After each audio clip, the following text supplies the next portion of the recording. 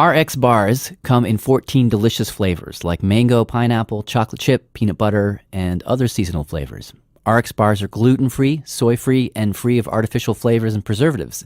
They're great for a number of occasions, like breakfast on the go, a pre-workout snack, or a 3 p.m. pick-me-up at the office. RX Bar just debuted a new RX Nut Butter. Each single-serve packet contains delicious, creamy nut butter with 9 grams of high-quality protein and comes in 3 flavors: honey cinnamon peanut butter, and vanilla almond butter. It's squeezable and spreadable and pairs great with fruit, rice cakes, pretzels, or straight out of the pouch. For 25% off your first order, visit rxbar.com/unerased and enter promo code UNERASED at checkout. Casper is a sleep brand that continues to revolutionize its line of products to create an exceptionally comfortable sleep experience, one night at a time. With 3 mattress models, the original Casper, the Wave, and the Essential, Casper mattresses are perfectly designed to soothe and cradle your natural geometry. Not to mention, the breathable design helps you sleep cool and regulates your body temperature throughout the night. And it's delivered right to your door in a small, how-do-they-do-that sized box with free shipping and returns in the US and Canada. But the best part is that you can be sure of your purchase with Casper's 100-night risk-free sleep-on-it trial. After all, you spend 1/3 of your life sleeping, so you should be comfortable. Get $50 towards select mattresses by visiting casper.com/unerased and using unerased at checkout. That's casper.com/unerased. Offer code UNERASED for $50 off your mattress purchase. Terms and conditions apply. This is UnErased, a new podcast that reveals the hidden history of conversion therapy in America. I'm Jad Abumrad. This is episode 3. Let's start this episode by talking about one of the great successes in psychology. If you're living with a mental health problem, it can be hard to know which way to turn or what to do to feel better. It's called CBT. Cognitive behavioral therapy. You hear about it sometimes in the news around treatments for PTSD. Like suppose a soldier is triggered by a loud sound. Well, what the therapist will sometimes do is take that same sound, play it for the person over and over, but under less and less stressful circumstances, until gradually over time, the sound gets less stressful. CBT focuses on goals and focuses mostly on the present day and things that are affecting you in your life now. These kind of techniques can help people with gambling addiction stop gambling, people who smoke stop smoking. It is a hugely important wave in psychotherapy. It's often called the second wave. Freud was the first. This is the second. And what follows is a story about one of the grand poobahs of this second wave and a grand awakening that he had that kind of blew up the world. Okay, maybe that's overstating it, but I don't know. So start from all you know about Jerry. So Jerry is a god. Case in point, this guy. This is David Teisler. We bumped into him digging through some archives at the Association for Behavior and Cognitive Therapy Central Office. My colleague Shima Oliai and him were hunting around for some tapes. And while they were, he sort of offhandedly mentioned that, Jerry, he's trained practically everybody in the field. We have this thing called, there's this river tree, and it basically plots the several different people from whom almost every single contemporary psychologist came from. Jerry's one of the 6. He's a god because of how many people own their careers to him. You might call him one of the 6 cardinal bishops of contemporary psychology. My name is Sigmund Freud.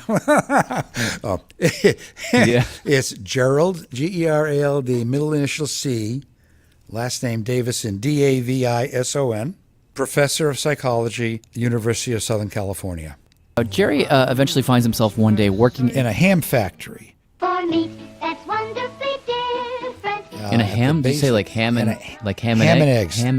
Whoa, okay. Kind of a weird place for a Jewish kid to be, but there he was. So I had a job in the graveyard shift that would start like at midnight and go until 8 a.m. One day he is at the ham factory, or maybe on his way to the ham factory, bored. What was there to do? So I was reading. Somehow I settled on Freud's introductory lectures at Clark University that he gave in the early 20th century. So he's reading Freud in the Ham Factory, reading Freud's lectures, and something about it hooks him, but also horrifies him. This book made a profound impact on me.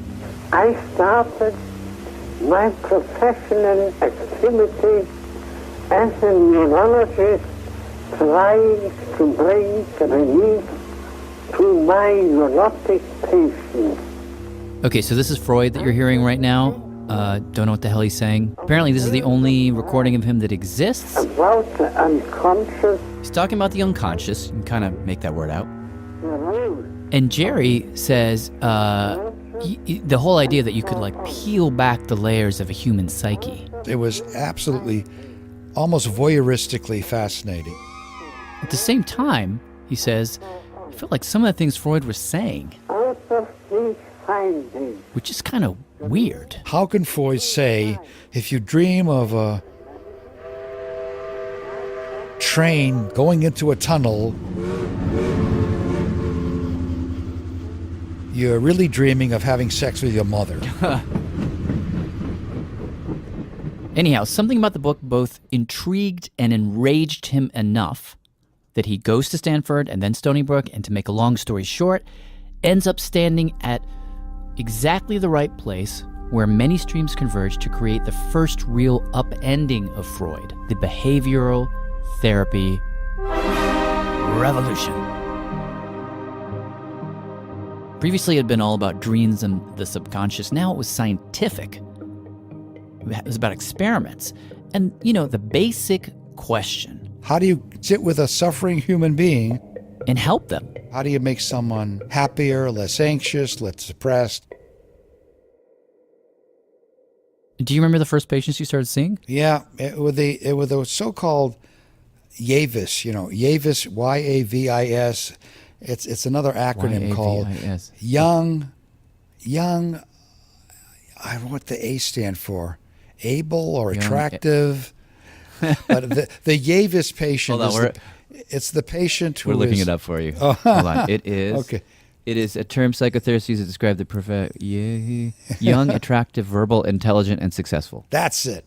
You got it. So, early on he says he saw a lot of people who were your classic garden variety neurotics, which is not a very complimentary term, but he says that is what they used to call them. But the whole reason we're telling you this story is that in that initial batch of patients, Jerry says, he began to see, fairly frequently, these young men walk in.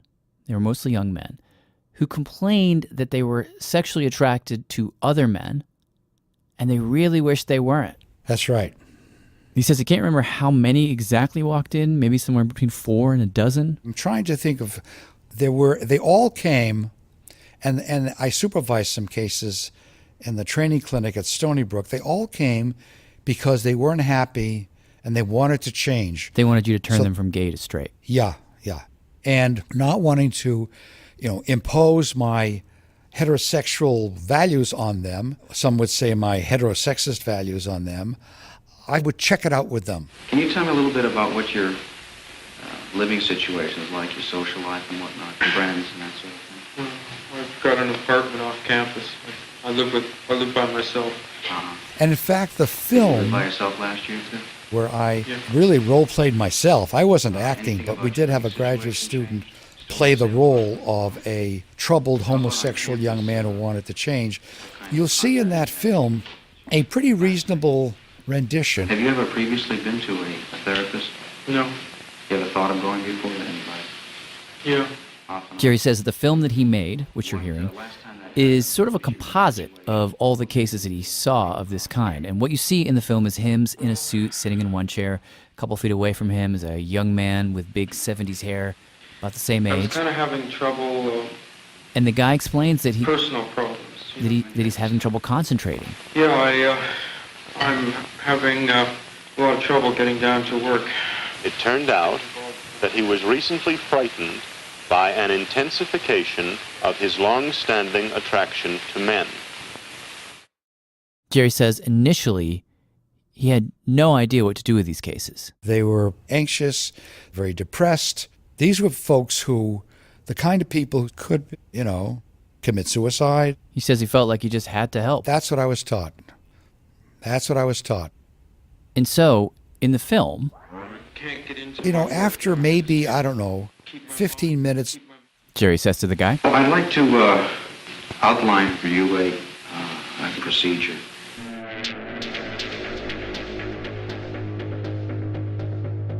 Now, before we actually get into that procedure, just a little bit of context is necessary. I know that inside now I'm sick. I'm not sick just sexually. I'm sick in a lot of ways. At the time, Jerry was not the only therapist in this situation. There were a lot of therapists all around the country trying to, quote, help their gay patients. Homosexuality is, in fact, a mental illness. Anything that we can do to prevent future generations from suffering this affliction must be done. The overall approach certainly did not start with me. There were other people who were doing what was called behavior therapy with gays. Most of it was aversion therapy. A terrible, foul stench comes from his body. The odor is so strong. Which was applying electric shocks when they saw pictures of same-sex people, or making them nauseated with injections. You vomit again and again all over everything. Jerry remembers one of the leading aversion therapists coming to Stony Brook, where he was training at the time, to give a lecture. And the guy showed 16mm films of how it was done. The psychologist now puts the slide of an attractive male on the screen. The film showed researchers hooking up gay men to electrodes. To their fingers or their forearms. Showed them pictures of men. Naked men. If the patient fails to switch it off, he'll get a shock. And then they would shock them. Hurting them, inflicting physical pain. They'd then show him another slide of a naked gay man, do it again. So he comes to associate the male slides with anxiety and pain. This bothered me just personally. It bothered the idea of intentionally inflicting physical pain on other people.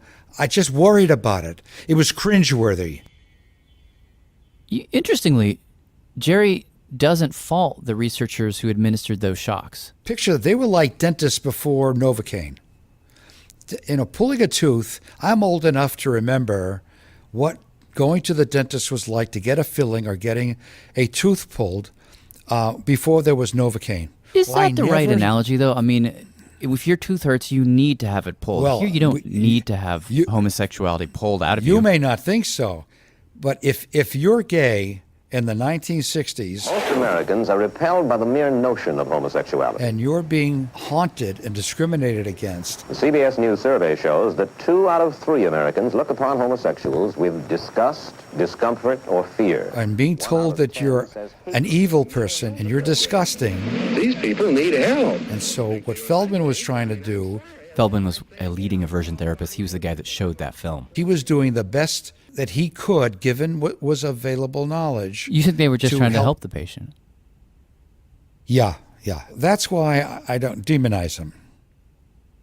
In any case, as Jerry is sitting there in the back of the room watching this guy Feldman show this film of people being tortured, he says he just kept thinking, geez, do we have to do it this way? But people were saying, well, but it works. And that's what the literature was telling us. But I was thinking, well, are there other ways to do it? And so what Jerry decided to do was take the basic idea of aversion therapy and flip it. So what am I supposed to do now? I'm supposed to... Well, I'd like you to follow me if you can, what I want to say now. And this is what you see in the film. He basically tells the patient, here's what I want you to do. Grab a copy of Playboy magazine. Okay, you could probably get hold of a copy of Playboy. Not too much trouble. At a newsstand or something. Go to the newsstand, get a copy. Playboy was what I thought of as a source of material of attractive women. Then he says, when you get back home, get yourself aroused in whatever way you're accustomed to. Think about a man, think about his body. You start masturbating with your homosexual image. Now there comes a point. The inevitable point. At that point of inevitability, switch over to the female picture. Have your climax, okay? And, Basic idea was, instead of shocking people into hating their gay thoughts, he would gently encourage them to take their positive gay thoughts and map them onto a different body. In fact, I think the technical term was orgasmic reorientation. And in the video, apparently it seems to work. In the video, Jerry checks in with him about 10 times, and the guy tells him at first it was really hard for him to finish the deed while looking at female pictures, but then it got easier and easier, until finally, after about 10 of these sessions... I really feel like I'm really getting into it now. What happened was, every time I masturbated, I found now that I can go straight through without any trouble. You know what? Do you like what's happening? I think the thing I like most is I now see some direction. I feel myself moving towards something as opposed to not knowing which way I was going to go. And I think that's a good feeling. Okay, setting aside for a moment the question of whether this therapy actually worked, I think you can guess the answer to that, and it is not the point of the story. What happens next is that this therapy takes on an entirely surprising and consequential life of its own. And that's after the break. I'm Jad Abumrad. UnErased will continue in a moment.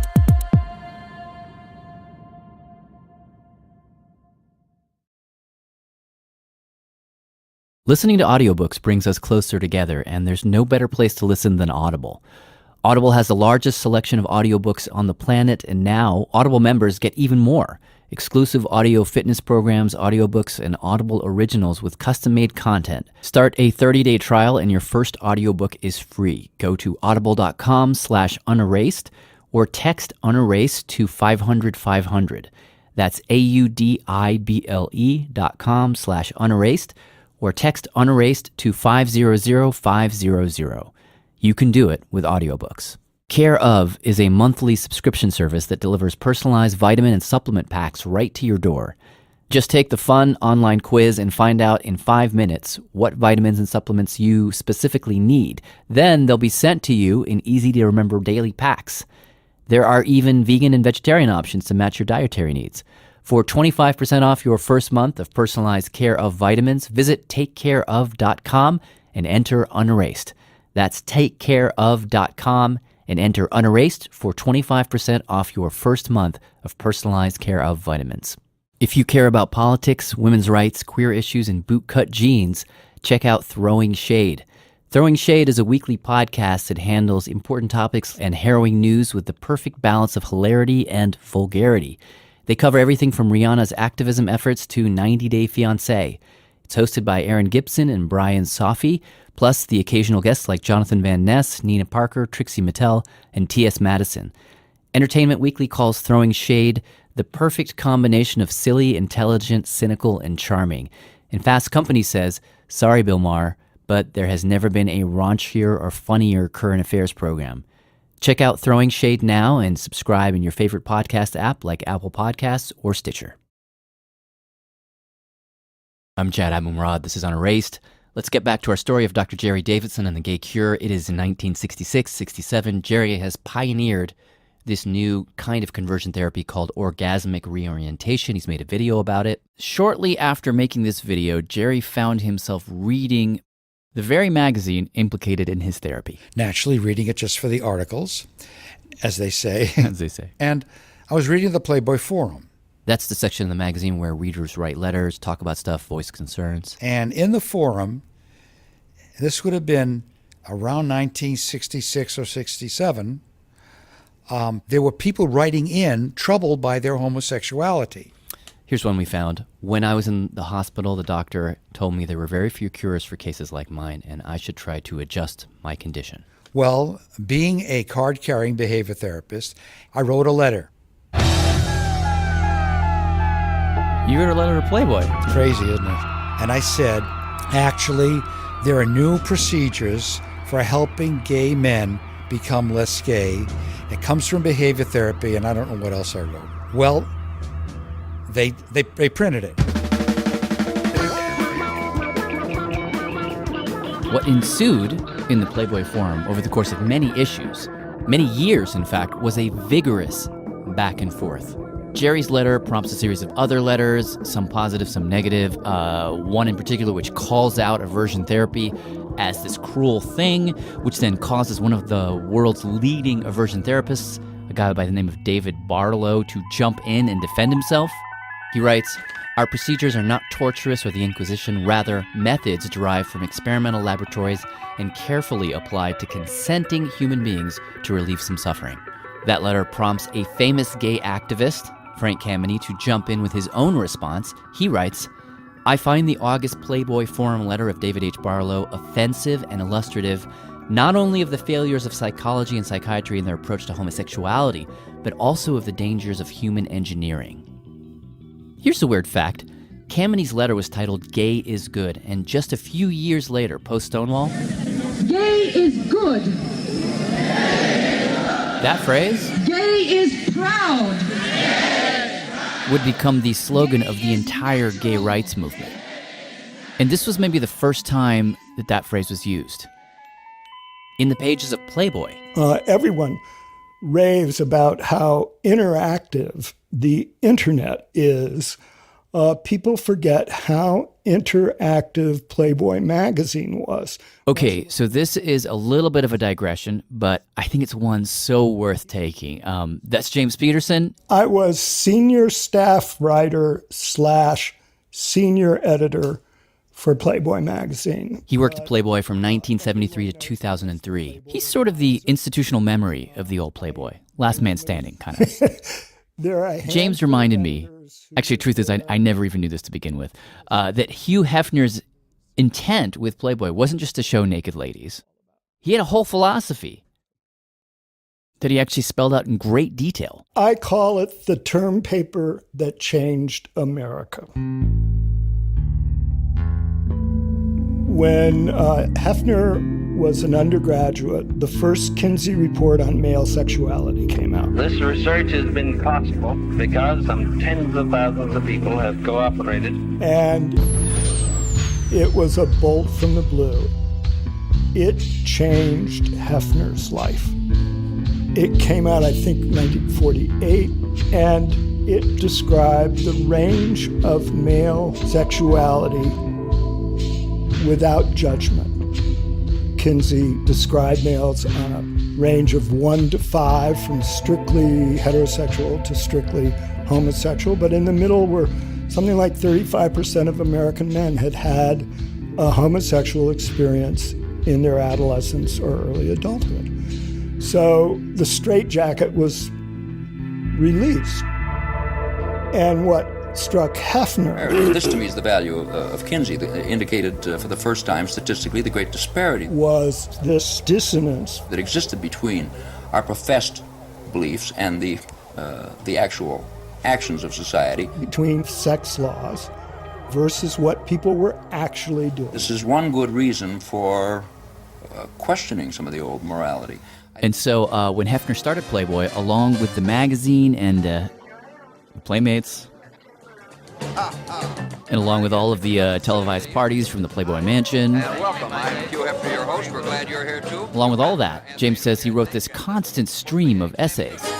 Monthly installments. One essay a month for 2 years, like really long essays. On capitalism, religion, essays on the history of sex. Collectively, it became known as the Playboy philosophy. The philosophy really, I think, is an anti-Puritanism. And James says behind the scenes, through the Playboy Foundation, we were funding court cases that advanced gay rights, abortion rights, birth control rights. And James says the Playboy Forum was part of that whole initiative. Right after he finished that 2-year sort of chain of essays, Hefner then created that space in the front of the magazine for people who had nowhere else to turn. And it was in that space where you had some of the first open discussions of homosexuality in America ever. And I said, you look back, the sexual revolution happened on the newsstand. Testing. 1, 2, 3, 4, 5, 6, 7, 8. Okay, back to Jerry's story. Recording of a workshop by Gerald C. Davison, October 6, 1972, New York Hilton. Playboy letter episode aside, Jerry continued to push his Playboy therapy, and in fact, he says, among therapists, technique kind of started to blow up. And in 72, he ends up getting invited to give a workshop. I want to at the yearly convention. Present to you some ideas and data and whatnot from our point of view as we have been working with homosexuals. We're going to skip over the actual specifics of that workshop. Well, I think it's clear that we have solved all the problems that this field has. Because what's more consequential... Thank you. This was enjoyable for me. ...is what happens after the panel. Jerry is hanging out, waiting for the room to clear, and this young man walks up to him. Chubby. He was a little chubby, about my age. Jerry was 33 at the time. Very pleasant, very friendly, a lot of smiles. I don't recall if he had a beard. He came up to me and introduced himself as a graduate student at Rutgers. And he said, I heard your talk. I thought it was interesting. I'm actually giving a talk myself the next day. Do you mind if I hand out some flyers for it? And I said, I don't mind at all, of course. The decision was made to attack what we called the gatekeepers of American attitudes. This is Charles Silverstein. He was that young therapist in training with the flyer. Unbeknownst to Jerry, he was gay and was part of a growing movement of activists that were targeting people like Jerry. You have to understand that the behaviorists had a different point of view. Unlike the Freudian weirdos, they were scientists. I would say many of them were. And he says the public trusted the behavior therapists. They had a lot of sway over public opinion. So if they could convince Jerry and his colleagues that homosexuality was not something that needed to be cured, maybe the public would go along. But the question was, how do you do that? How do you make the case? Now, if you would like the dialogue to begin, let it begin now. This was around the time when gay activists would start zapping meetings, where they'd basically go to a conference where therapists were meeting, storm an event, grab the mic, and just take over. We want to deal with people.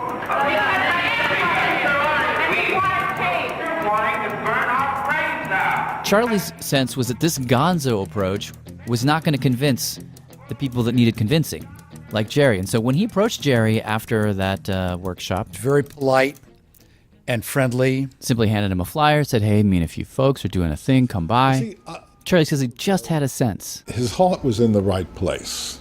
And so he thought, maybe I'll take a different approach with this guy. I remember looking at the flyer and seeing, it's those radical gay activists, all these troublemakers. I mean, I've been called in my career, I've been called a Nazi and a fascist. And so I remember looking at the flyer, saying to myself, well, there's no way I'm going to go to this. So he shoved the flyer in his pocket? Yeah, I wasn't interested in it. Went off to the next panel. The following day, final day of the conference. Sunday morning, checked out of the hotel, and I was on my way to leave for Penn Station to go back out to Stony Brook. And he says on his way out, he kept bumping into colleagues who were like, hey, great workshop, love your Playboy therapy thing. And so he'd stop and he'd chat. And at one point, I looked at my watch. And you realized, damn it. I could not make it down to Penn Station. I was going to miss the train. And I thought, the next train doesn't leave, 3 hours later. Suddenly had some time to kill. And for whatever reason, the thought pops into his head. Oh. That kid from Rutgers with the flyer. Maybe I'll go. I pulled out the flyer he gave me. I hadn't thrown it away. And I found the room, and I went to the room, and it was a madhouse. So the room was electric in the sense that it was absolutely packed. Charlie and two other gay therapists were on stage. There were maybe a few hundred people in the audience. Although it may seem incredible to you, they had never heard a gay person speak at a convention. I mean, they'd maybe seen gay people interrupt the convention, but never take part. So in my Hollywood imagination of this moment, people are shouting, they're waving. No. Charlie says this time he worked very hard to keep it profesh, respectful. Okay, so it's cordial but fierce. I was at the top of my form. When it came time for him to speak, Charlie says he took aim at that idea he'd heard people like Jerry repeat over and over again. I only work with people who want to change, so what's the big deal? That idea. Here's what he said that day. We asked him to read the remarks. The discussion of male homosexuality. To suggest that a person comes voluntarily to change his sexual orientation is to ignore the powerful environmental stress, oppression, if you will, that has been telling him for years that he should change. To grow up in a family where the word homosexual was whispered, to play in a playground and hear the words faggot and queer, to go to church and hear of sin, and then to college and hear of illness, and finally to the counseling center that promises to cure, is hardly to create an environment of freedom and voluntary choice. What brings them into the counseling center is guilt, shame, and the loneliness that comes from their secret. If you really wish to help them freely choose, I suggest you first desensitize them to their guilt. After that, let them choose, but not before. I don't know any more than you what would happen, but I think their choice would be more voluntary and free than it is at present. Yes, those are my words.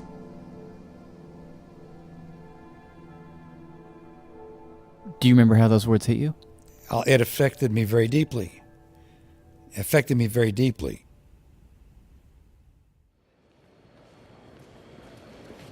Jerry says he went to Penn Station with Charlie's What brings speech them into the counseling center is guilt, shame, echoing in his mind.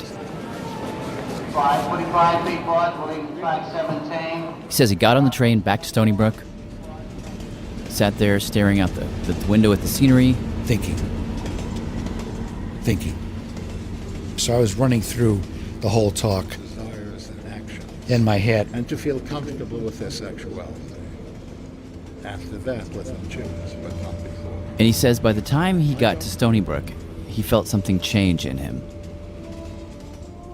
I went to school the following day. I know I began to talk to people about what I had just heard at the convention and how it's gotten me to thinking. He says he was teaching a series of undergraduate classes at that time, and he would get up in front of those classes and for the first time think, what if some of these students are in the closet? Talking to people, mulling things over, talking to students, I began to think, no, what I've been doing was absolutely wrong.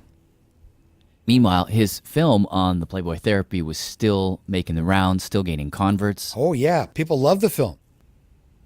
The film had been out for a year already, and by the time the film began to be shown, I was already wishing that it wasn't being shown, that I had no control over it.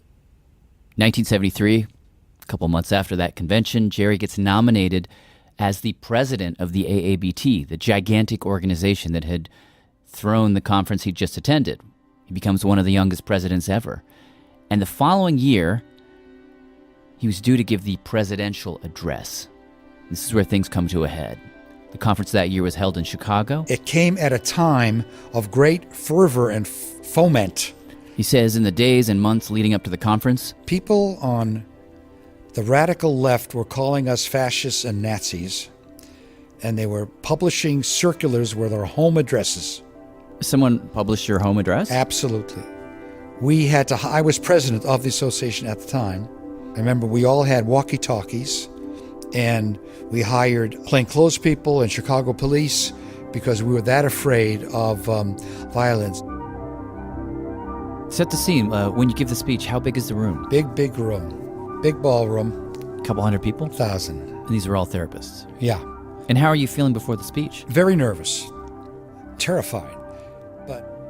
He says before the talk, he'd actually met Charlie at a diner and told him about the speech he was going to make. I remember him saying, you know that your reputation may suffer. But you have to remember that in those days, if you said something positive about a homosexual, people would suspect you. People may think that you're gay. Oh, he must be gay. That's why he's saying it. He warned me.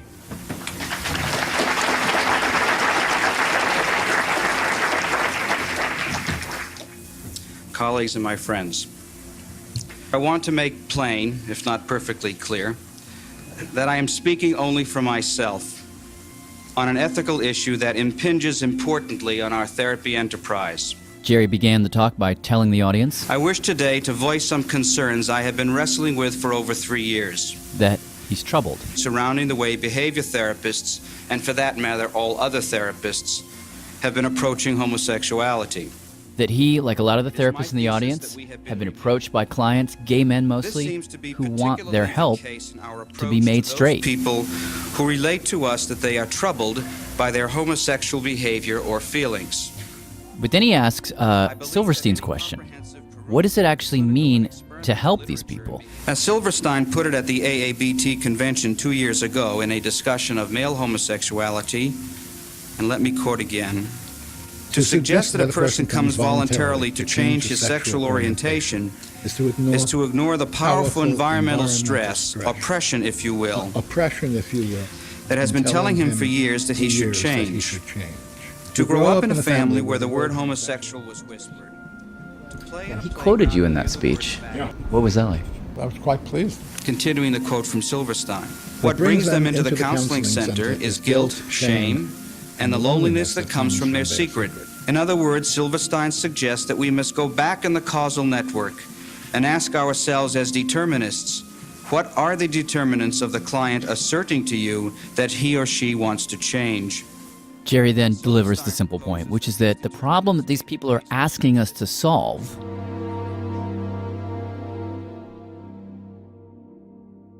is a problem we created, that we labeled as a problem. And so, even if we could effect certain changes, there is still the more important question of whether we should.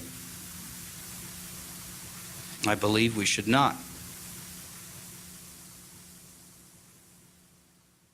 To us now, or to many of us now, that may sound like kind of a simple, easy, obvious thing to say. But that was an extraordinary statement. You see, everybody else was arguing that the attempts to change sexual orientation ended in failure. That was not what he did. He did something quite different. He said in that speech, it makes no difference how successful the treatment is. It is immoral. Charlie says he was the first person to say that. To ever say that trying to change sexual orientation was an immoral thing to do. And that's not a trivial thing. I mean, you could see this moment in a way as one of the early tremors in a tectonic shift in not just therapy, but all of science. Like, science, to that point, had concerned itself with objectivity. That was all that mattered. We stand apart from the world, and we examine it as it is, objectively. But that, from this moment forward, would start to be questioned all over the place, even in places like mental illness. You know, you look at history, you see that some diseases come and go. Why would that be? Well, people would begin to argue that even mental illnesses are social constructs created by the society, by the people who study them. What Jerry was doing here, he was shifting the language. He was saying, forget objectivity, forget bullshit empiricism. Let's talk about ethics. Let's talk about morality. We shouldn't do this, not because it doesn't work, which it doesn't, but because it's wrong. I hope and I recommend that we continue to devote the necessary energy to the important challenges. Thank you.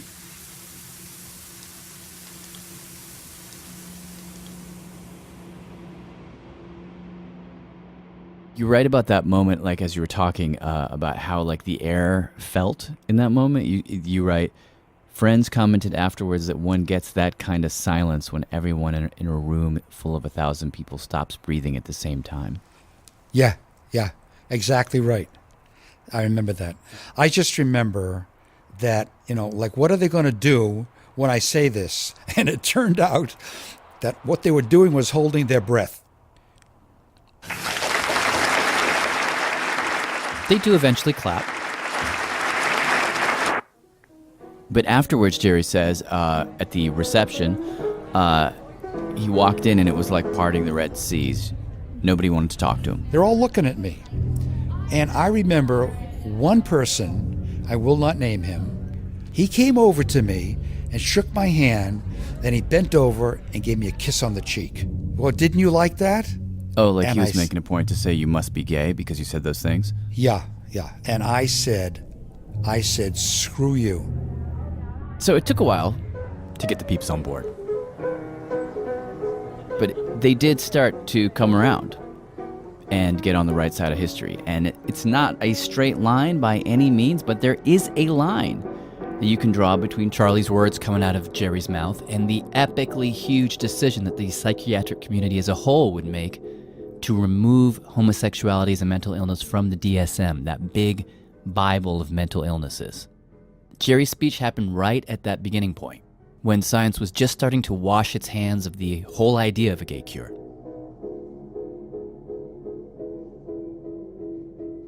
And what's interesting, I find, just as one final thought, you could read this entire story as a sort of prelude. Psychotherapists were basically ready to say that homosexuality was not an illness by about 1986. That is precisely the time when the Christian community walked in and grabbed the baton. The scientific communities were accepting homosexuality, and they were saying that it's not a disorder anymore. They were removing it from the DSM-3, which is why we need to do what we're doing, because Christians have to fight the battle. Christians have to fight this battle of homosexual sin, because the professional counseling community won't do it anymore. So it was very explicit in your mindset. Oh, yeah. We'll hear that story, the story of that guy, and it is bananas, in our next episode.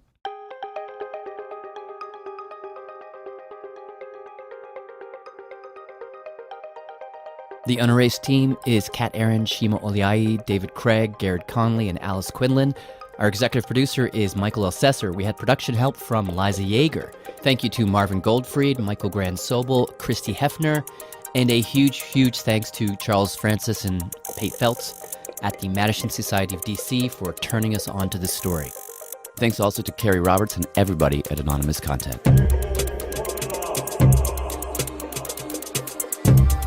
UnErased is produced by Focus Features, Stitcher, and Limina House in association with the Focus film Boy Erased. I'm Jad Abumrad.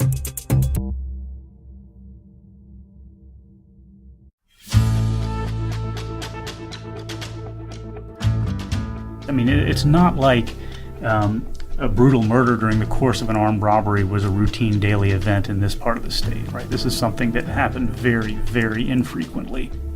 Adel, Georgia, a town of roughly 5,000 people not far from the Florida state line. In 1998, there was a shocking murder there. Police investigators quickly put a man in jail for the crime. He swore he was innocent. Basically, they was gonna get somebody black for killing that lady. But then, some 18 months later, a second brutal murder. And just months after that, 2 more. You see something savagery like that, it's like, somebody that does that is a straight psychopath. And the chance of 2 different people doing the same kinds of things, I mean, it just seems kind of crazy, right? I'm Jordan Smith. And I'm Liliana Segura. We're reporters for The Intercept. Together, we have more than 30 years of experience investigating wrongful convictions. We know how they happen, and how putting the wrong person in prison for murder means a killer goes free. Murderville, Georgia. Subscribe now on Apple Podcasts or wherever you listen.